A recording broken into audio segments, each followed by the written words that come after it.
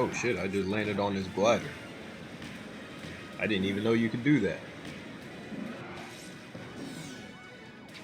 There was a time when the superhero genre in film wasn't anywhere near as established as it is today, with the few franchises that was around having been taken in directions that disrespected both the characters and the fan base in general. This all changed back in the early 2000s and throughout the rest of that decade when we started to see more serious and humble attempts at bringing beloved comic book characters to the big screen in live action, with most attempts ending in major financial and critical success for the big studios involved. However, out of all the superhero movies released in the early 2000s, none were as successful or well received as the Spider-Man movies directed by Sam Raimi.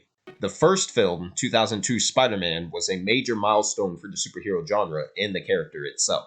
Spider-Man, who to this day always earns the #1 spot on any top 10 Marvel character list, is the best and most important character from the Marvel brand and continues to inspire the minds of creators and fans alike even now. Back in 2002, Spider-Man was released to critical acclaim. After several failed attempts to bring the character to life on screen, they finally got it there, and it was a special moment. Being a huge Spider-Man fan myself after following the hit 90s cartoon series, I of course needed a full fix. The movie, while good, wasn't enough for me. No, I needed more Spidey action. Thankfully, there was the video game Spider-Man loosely based on the film released at around the same time as the movie. So, how was the game? At the time, I didn't have the skills to actually beat the game without using a cheat that gave me invincibility, a common theme with these types of games from that time period.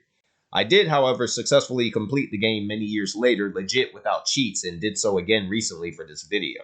Spider-Man 2002, to put it simply, isn't a good game, but it's not a bad game either. It's somewhere in between. Unlike the Spider-Man games that we know today, this game is a linear experience that's divided up into multiple levels, and it's not very long either, especially if you know what you're doing. The game offers multiple difficulty options. In order to avoid wasting time and for the sake of sanity, I played and recorded this video on the game's normal difficulty. The story of the game is rather close to the film, veering off a bit to introduce other classic Spidey villains such as Shocker, Vulture, and Scorpion before coming back to a plot that resembles the film. At the start of each level, you're essentially dropped into a level that has a fixed objective, and are guided at least at the beginning to that objective, all the while having to deal with enemies thrown in your path along the way. It's very standard and straightforward until you reach some of the last few levels of the game that forces the player to use stealth with a steep difficulty spike that's just thrown on you without warning. The best part about this game is that you really do feel like you're controlling Spider-Man. He can climb on walls, hide in shadows on the ceiling, web zip from point to point, web sling through the city, the typical stuff you'd expect. However, you don't feel empowered as Spider-Man. His durability, speed, and strength isn't really captured to any major capacity, such as the case is with the games that we have now. This is mainly due to the limitations of what was available at the time, but there is enough there to deliver a somewhat satisfying gaming experience. As for the moments that have nothing to do with the movie's plot, such as Spider-Man chasing down Shocker through the sewers, or Spider-Man hunting down Vulture after he steals some valuable merchandise, or Spider-Man attempting to help Scorpion, who is being hunted himself by these spider robots, it's not really anything that's remotely interesting aside from the music. This game has a fantastic soundtrack, which is one of its best elements that's consistent throughout the runtime. The combat appears in the form of a character action game that gives the player access to multiple moves that must be memorized for specific attacks, yet it ultimately fails for two reasons. For one, there is a lock-on button, but it's not useful if you're surrounded by a group of foes. For two, the other fancy attack Spider-Man can pull off isn't necessary whatsoever for the player to utilize, and most of them are hidden throughout the game anyway as collectible secrets in the game. Also, some of the hitboxes are severely poor in their implementation.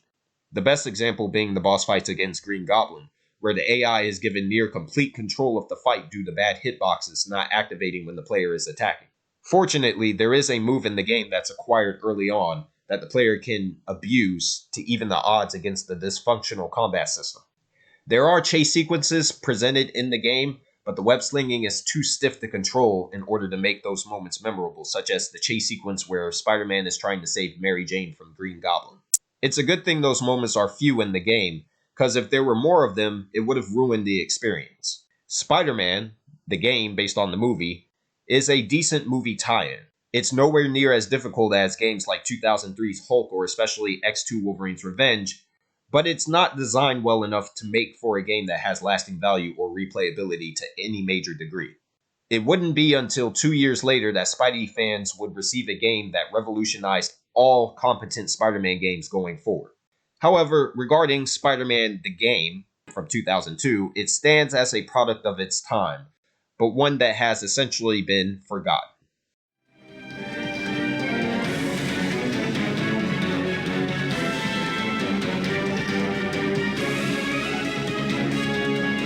Yeah, that's my life. Complicated. Looks like you're done now. Go outside and play.